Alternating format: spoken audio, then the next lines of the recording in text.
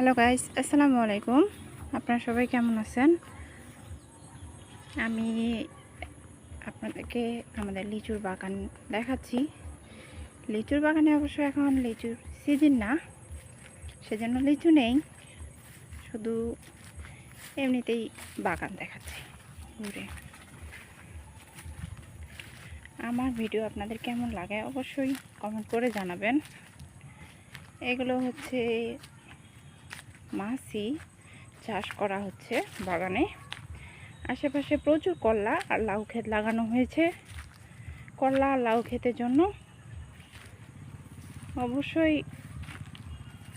মাছি চাষ করা প্রয়োজন। মাছি পাশে থাকলে করলা আর লাউ ফলন ভালো হয় বা পরাগায়ন হয়। পরাগায়নের জন্য মাছি চাষ করা প্রয়োজন।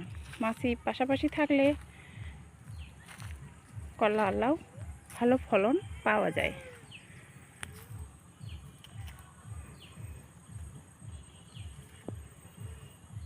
এবং মধু আমাদের শরীরের জন্য অনেক উপকারী। আমরা এটা থেকে খাঁটি মধু পাই।